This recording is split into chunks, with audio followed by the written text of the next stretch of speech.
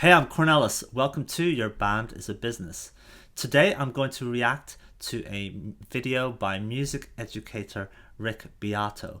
In case you don't know, Rick Beato has a YouTube channel where he talks about music production, recording, music theory, songwriting, and he interviews musicians, music producers, recording engineers, all kinds of people. And it's a really interesting channel, and I enjoy watching it from time to time because I learn a lot from it. Now, recently, Rick put out a video called The Real Reason Why Music is Getting Worse. It's a half-hour video, and it's not the video I'm going to be reacting to now, but it's a video where he gives some reasons why he thinks music is getting worse. And basically, he, from what I've seen in the past in his videos, he laments the fact that music seems to be becoming more and more simple. It's becoming more homogeneous. So a lot of the songs and the music that's coming out sounds very similar. It's more simple.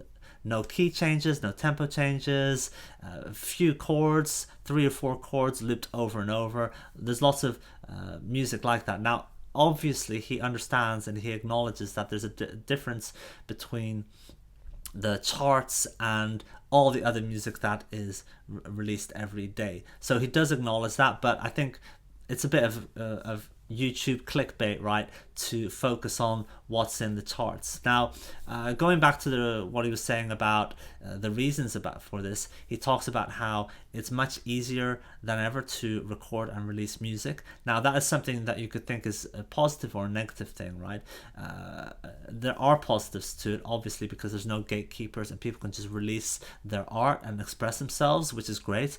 But the downside is that in the past, you had to be very good at your instrument or at singing or writing songs before you even got near a music studio to record your music. So there was an inbuilt filter in the music industry, and that no longer exists. So there's pros and cons to that.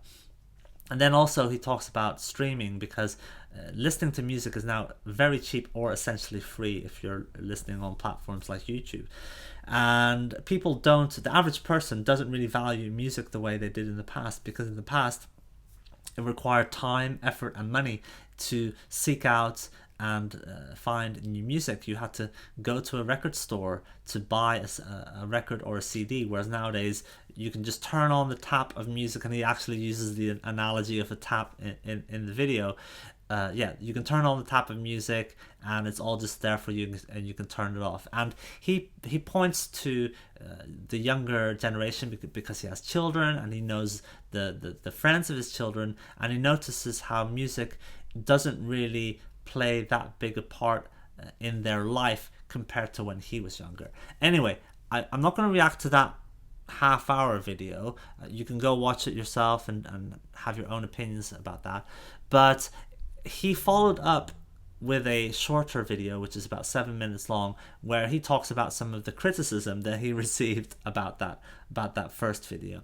And the reason I want to react to this follow-up video is because I think it's more interesting for people like you and I, who are independent musicians, independent music producers, and it's a video where I think I can give some opinions that are going to be of interest to people like us, in terms of what can we learn from the current situation in order to further our music careers. Anyway, I'm going to watch the video now, and I will pause it when I have something to say, to react to give my opinion on. Hey everybody, I'm Rick Beato. Okay, I want to address some of the comments and emails I've gotten in response to my last video, The Real Reason Music is Getting Worse. I'll just read 2 that just came in. They're right in a row. An old man talking about how they don't make music like they used to. How fresh. Or music changes and the reason you don't like it is because you're getting older. When I have people on my channel like Matteo Mancuso or Mateus Asado or bassist Mohini Day,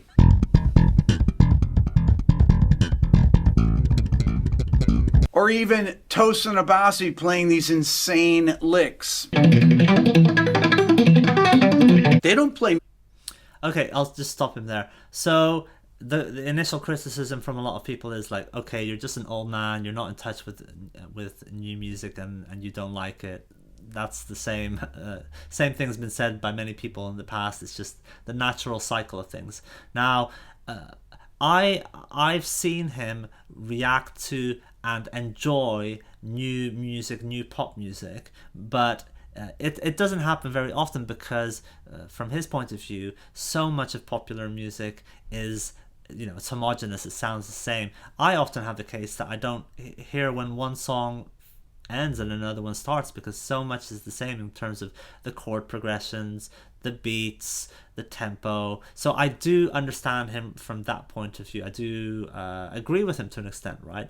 And but on the other hand, he is not just about, okay, music in the past was good and now all of it is bad. He does enjoy new music, and he is aware that there's something outside of the top 10 and the top 20. I think when he does those videos of reacting to the charts, he's just comparing it to the past where there was a bit more variety. And I don't think you can argue with that in terms of the types of music that you would see in the top 20, the top 30. Of course, there was bad music or unadventurous music in the past that was in the charts, obviously, but there was other stuff mixed in, and now it's very homogenous. And I do agree to an extent that the fact that we are all listening on streaming platforms, on YouTube, is creating this homogenization, because musicians, music producers who want to get heard, they feel that they need to go along with what everyone else is doing, because these algorithms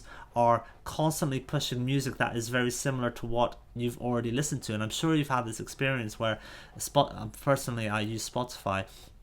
It's just always recommending the same songs over and over, and I think, why are you trying to get me to listen to Mr. Brightside by The Killers all the time? If you really want me to listen to The Killers, they have hundreds of other songs that you could push to me. But it's the algorithm is a self-reinforcing thing. If you like something even a little bit, it will just start pushing the same stuff over and over, and that happens on music platforms. It happens on social media platforms. So I do appreciate what he's saying from that point of view. Now, what's funny about when he points out, I'm really into new musicians and I support new musicians, it's funny how those musicians that he pointed out are all really technical, intricate players, and it is interesting that he has a bias from that point of view.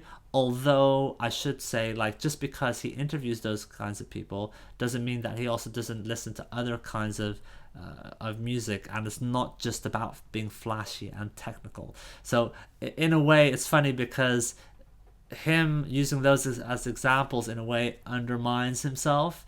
And I do know that he does listen to other kinds of music. He does praise music. It doesn't just have to be technical and fast and intricate for him to like it. But him using those examples doesn't really support that. Like anybody used to. There are contemporary players that have reinvented the instrument. Or if I listen to a Bach piece like the Brandenburg Concertos that were written between 1708 and 1721, not during my lifetime, not during my parents' lifetime, not even during my great-grandparents', well, maybe my great-grandparents' lifetime, I'm not sure. My mom loved Puccini's opera Madame Butterfly. It was written in 1904. Now, my mom was born in 1925. When do you think she became aware of that piece? There were no recordings back then. Maybe she heard it on the radio in the 40s. She didn't have a record player until the 50s or so when she married my dad. She probably saw it on TV in the 60s. It has nothing to do with her generation. It's just when she discovered the piece. Just like we're discovering things every single day, whether they're written today or they're written in the past. So what he's saying here is that it's not just nostalgia, that he's not just saying, oh, the music in my day, whether that was the 60s or 70s or 80s, was the best. And what he's saying is, look, I'm not biased from that point of view. I'm open to music from all kinds of eras. It doesn't matter if it was during that window of my teenage years. I I enjoy good music. And that's the point that he's making. And also about his parents and his grandparents, how they would listen to music that was from hundreds of years ago, and they would enjoy it because it was good music. Are writing these comments, Rick stuck in the past. You don't know what's on the charts right now. I'm the one doing the Spotify top 10 countdowns. Do you know those songs? If it's new to you, it's new. Whether this is such a great point, and this is why I wanted to react to this video. This idea, if it's new to you, it's new, right? Think about that from the point of view of you as an independent musician, and you are promoting your music. Your music is new to so many people out there, and maybe you released a song a year ago or 2 years ago, but that doesn't matter. It's new to somebody, and this is why you should just continue promoting all your music, all the songs that you've ever released. You don't have to do it all at the same time, but you can go through a rotation and go back and revisit some of the earlier material that you've released and start promoting it again, start promoting it in a new way. As he said, it's going to be new music to somebody out there. Somebody out there is going to hear your song for the first time, and it's going to be new to them, and that's a gift, right? So it's a really good point, and it's a good reason to keep on promoting your music. written in 1824, like Beethoven's Missa Solemnis, which you should check out. Or if it's Mozart's Symphony in G minor, which was written in 1788. Or if it was Coco by Charlie Parker, which was recorded in 1945. If it's new to you, it's new. Doesn't matter what generation it's from. So I don't buy any of that crap. And then there's the, Rick, you're just anti-technology. Now that's ridiculous. I'm anti-technology. I've got a YouTube channel with over 4 million subscribers. I have over 1 million followers on Instagram. I make videos using all the latest software. I use AI all the time. All the time? All the time. I use all the latest DAW software and plugins. I guarantee you, I'm more tech savvy than the jokers out there writing in the comments. I don't care how old they are. The point of the first part of the video, music is too easy to make, was that people rely on using technology to fix things or make up for the fact that they don't want to spend the time to get good at something. Whether it's playing an instrument, recording, or they just don't want to spend the years it takes to become good enough to record things.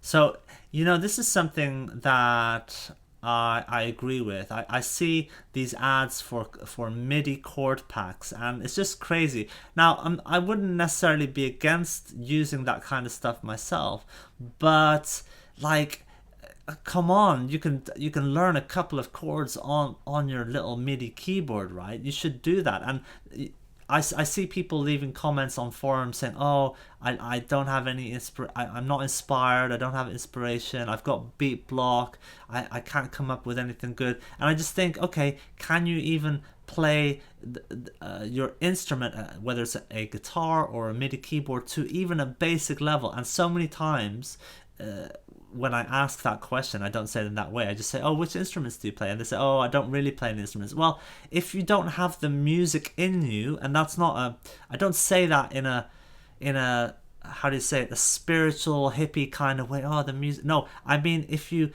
don't have the experience of being able to play an instrument, even just a couple of chords, so that the music is inside your head, inside your brain, then of course you're going to struggle for inspiration, and you're going to struggle to come up with different sections for a song, and you're going to struggle to finish songs because you haven't worked out your musical muscle, and you're just clicking with your mouse, and you're just writing out little drum patterns and note patterns, but you're not a musician. And I don't say that in a kind of a gatekeepy, judgy kind of way. It's more that, like, if you want to be a musician and make music, then you have to play some kind of instrument. I don't care if it's the drums or the recorder or just a little MIDI keyboard, but you have to learn to play music so that the music is inside you, so that you have something to create and you're not just clicking with your mouse. Without the assistance of all the different things they need to fix their bad performances, whether it's timing or tuning or whatever. None of this even matters. There's a way bigger problem going on with music right now. People don't care about music as much as they used to, and that's a big statement. If you don't believe it, here are the receipts. Let's take a look at Google Trends. This actually measures actual search traffic on Google for specific topics. If I type in music in 2004, music was at 100%. And where is it now? It's down to 25%. Okay, so for those of you that don't know, my day job, as it were, is as a freelance digital marketer, and my specialty is performance marketing, so that's paid traffic, but I have a lot of experience with other aspects of digital marketing.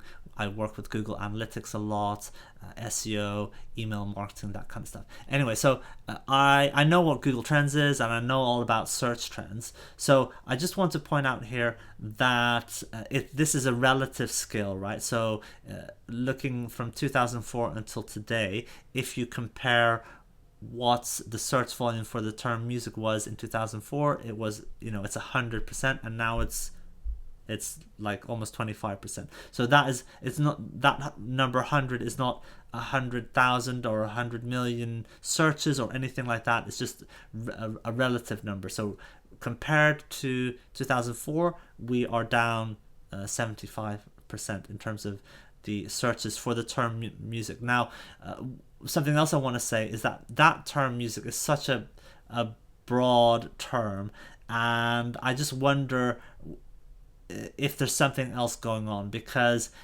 nowadays, who goes online and searches for music? Because most people know that if you want to listen to music, you go to YouTube, or you go to Spotify or Apple Music or some other streaming service. Like, very few people nowadays go, I want to listen to music. Let me type in music and see what comes up, right? So this, it could point to fewer people being interested in the topic of music, but it could be something else. So I will just quickly jump over to this Google Trends tab that I opened, and here, this is for the United States, and I compare the term music with the term Spotify. Now, you can see here, music is definitely trending down, but then here you have the term Spotify, which is slowly trending up. Now, it's not completely compensating for the term music, obviously, but there could be other things going on, right? So the rise of Apple Music, the rise of stream, the rise of people searching on YouTube. So I just want us to be a bit careful just looking at a single search term and thinking, okay, that is all the proof that we need to show that people are less interested in music. I'm not discounting Rick's entire thesis, as it were, because I do think there's something behind it, but we should just be careful when it comes to these kinds of tools and just looking at a single search term. So search traffic on the topic of music has dropped 75% in the last 20 years. Well, maybe that's just certain types of music. How about pop music? That's probably the bulk of it. Let's look at that. Yeah, that's bad too. What about other genres? So again, it could be that people just search for their favorite artist, right? Why would they search pop music when they just would search Taylor Swift, Sabrina Carpenter, or they just go straight to their favorite streaming service? So again, I'd be careful of reading too much into this. Hip hop. Oh, that's really bad. Maybe country music is doing better. I'll just search the United States because that's pretty much where people listen to country music. Well, country music's down 50%. Well, again, this is interesting because you could say that on average, the average country music listener is perhaps a bit older, and they are more likely to make that kind of search. And I think I'm right in saying that a lot of country music fans still buy CDs. So again, this might actually point to this idea that fans of other types of music, they know where to find the music, right? They just go to the streaming platform. They don't have to look up hip hop in order to find the music they want to listen to. but it's pretty steady after that. Well, what about art? Is that any different than music? That's down 60%. So I guess people don't care about art or music. If they don't care about that, then what do they care about? Must be video games. No, video games are actually way down too. But they hit 100% of search volume in 2012. Why is that? Because Minecraft came out on November 18th, 2011. That's why. And it's pretty much declined from there. Well, what is actually up? Social media. It's at its highest right now. Social media is what people are on. They're on TikTok, they're on Instagram, they're on YouTube Shorts, but practicing music or listening to music. So, this, he could be onto something here, that more and more people are using social media as entertainment, and that other forms of entertainment are just not taking up as many minutes or hours in the day for people, and that music is becoming more of a background thing. There might be something to that. Looking up things about art or playing video games, they're not doing. I called one of my friends who's a music teacher to ask him, how many of your students only play during their lessons, meaning they never practice during the week, just play in their lesson? And he's like, oh, that's easy, 100%. And that pretty much goes for any of my kids' friends' parents. When I ask them that question, they tell me their kids don't practice. They go to their lessons every week without ever having touched their instrument. And I know right now there are thousands of music teachers out there watching this that are going, yeah, that's pretty much all my students too. Now, this is something that I do feel sad about how our culture is becoming is so consumerist, and whereas in the past, in order to entertain ourselves, we had to learn to play instruments, or we had to sing with each other, and this goes all the way back to like sitting around the campfire, right? We used to sit around the campfire when we were hunter-gatherers, and we used to tell each other stories, and we used to sing and make music together. There was the only way to entertain ourselves was to do it ourselves, right? And then that continued for a long time, into the Middle Ages, into the 17th, 18th century. People had to make their own music. So the music publishers, that term is actually because those companies, they used to sell sheet music. So people would buy sheet music, and then they would learn to play the songs at home on the piano or at church, and they would make the music themselves and entertain themselves nowadays. But then with recorded music, that changed the situation so that people could just enjoy other people making music. And there's positives and negatives to that, because of recorded music, you have a situation where people that are very good at making music, they could share their music with around the world, and you didn't have to physically be in the same place as the great musicians, as the great orchestras. So that was a great thing. But it is kind of sad how fewer and fewer people do creative things themselves now, whether that's making music or telling stories. Our societies are becoming more and more consumerist, and it is sad. And a lot of people, they just think, oh, only other people can be creative. It's not for me to do. But I think all people can be creative. We were doing it for thousands and thousands of years. It's only relatively recently that we are all just accepting that we should primarily be consumers. Why are they not learning instruments, and why is video game playing going down? Because it takes work, and they don't want to put in the work. Because it's way easier just to open up their phone and put TikTok on, or YouTube Shorts, or Instagram, and swipe up. Swiping up, swiping up. Anytime you see a phone being held, where's my phone? I don't have my phone. See that? I don't even have my phone. It's because anytime you see a phone in this position, they're on social media. If their finger's moving like that, they ain't taking pictures. Kids don't even take pictures. Well, they do for Snapchat, but another thing they waste their time on. I know I sound like an old guy yelling at clouds now. So the other part of the video about music consumption, people are saying, Rick, you're just not listening to the right kind of music. Oh, really? People are less interested in music because it's boring to them. That's what I think. Unless there's a video attached to it that's 15 seconds long. Now, I'm not saying that all of today's music is bad and people are not into it. I'm well aware there are great bands and artists that exist today. But my point is, they are not what's popular now. So, okay, this is the thing that we have to consider. So he talks about how important social media is, and that's something that I'm working to get better at, because it unquestionably helps to have good video content in order to promote your music. I wish it wasn't the case, but that's the world we live in. But on the other hand, we should see it as an opportunity, because the possibility exists to spread our music around the world and have lots of people hear it, and whereas in the past that would have been impossible. So there's pluses and negatives to that.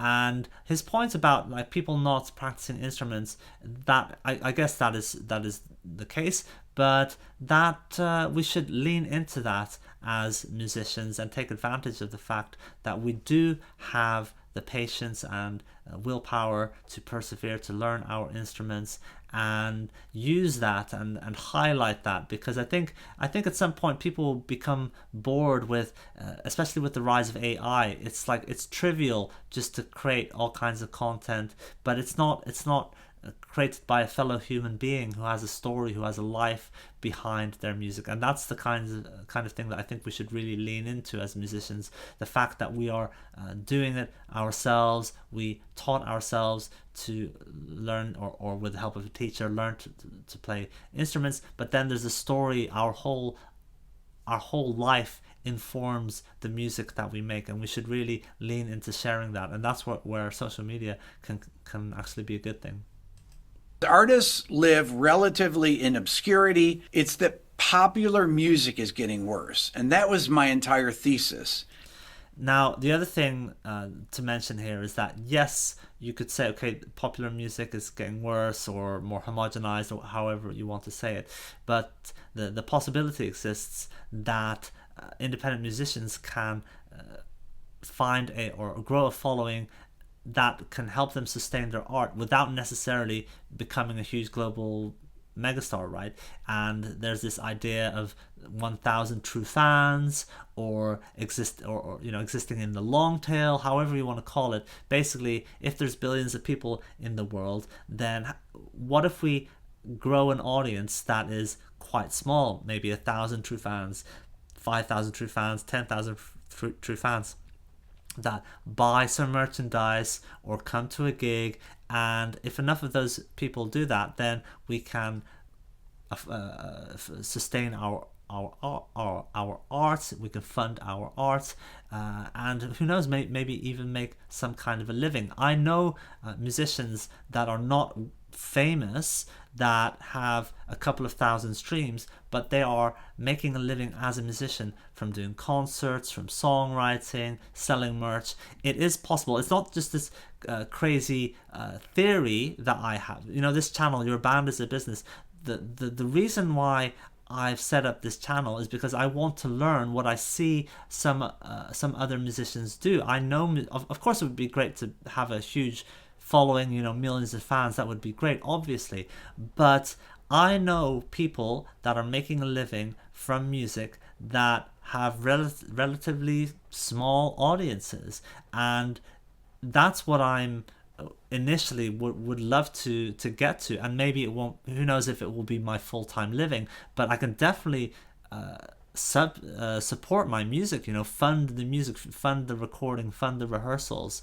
I know people that are doing that, and I know people that are making a living from it. So yeah, we can say, okay, the biggest artists are all relatively homogenous in terms of the music they make, and it's kind of safe and boring. But so what? That shouldn't stop us as independent musicians from aspiring to grow an audience. The data doesn't lie. Now, you can interpret it any way you want, but in my experience, interest in music is declining. Just because some of you out there are young and are watching this, that doesn't mean that I'm out of touch at 62. We have young people that work here every day like Tom. Tom, you're what, 27? Yeah. I know there's a bunch of music nerds out there that say, what are you talking about, Rick? We listen to music way more than we ever do. You're just out of touch. It's like, just look at the data. Now, I don't know what the answer is to this. I just make these videos. I'd love to know your thoughts. Leave a comment. Okay, I'll stop him here. So, yeah, I mean, he says look at the data. I think you should be careful about looking at Google Trends and just picking out a couple of keywords like that, because there could be other stuff going on. As I said, if somebody wants to listen to music, they're not going to type music on Google, right? And they're going to go straight to the streaming platform. And if people want to learn how to play an instrument, they're going to type in how to play the piano or guitar teachers near me, that kind of stuff. So I would be careful of drawing any conclusions from that and just saying, okay, that's the data. I wouldn't be surprised if people are listening to the same amounts of music or even more music than they did in the past, simply because it's so ubiquitous and it's for free. But what could be the case is that people don't really appreciate it in the same way that they used to, and that is definitely a possibility. And yeah, just be careful with that, and look at people still go to concerts, although there's an issue with how expensive it is to go to concerts, but people go to see live music still as well. So yeah, who knows? I would be careful about drawing too many conclusions. Now, I know he has young children, so he does have some insight into what younger children are doing, and he has mentioned in the past that a lot of the friends of his kids aren't really into music the way he was in the past. And that might well be the case, that there's so many more entertainment options out there, that music isn't the be and end of everything, right? Because back in the day, no internet. If you heard a record from a band so you're in the UK and you hear a record from a band in the US, it's like you're getting insight into the life in a different country on the other side of the ocean. Whereas nowadays, if you want to find out what life is like in a different country, you just go on YouTube, right? So anyway, I don't know what's going to happen with the younger generations, but I would say as an independent musician, I would not be despondent about what's going on. Yes, it's not as easy in some respects as it was in the past to make a living, or is it? With the rise of social media, YouTube, streaming platforms, maybe it is easier for more people to make some kind of a living. It's just less likely that we get these big superstars, and it's only, in the past it was 1 in a million that became a superstar, and now it's 1 in 10 million or 1 in 100 million. Anyway, these are some considerations that I have in mind when I'm listening to Rick Beato as an independent musician. I'm really interested to hear what your thoughts are, so leave a comment and let's discuss this. I'll speak to you guys next time.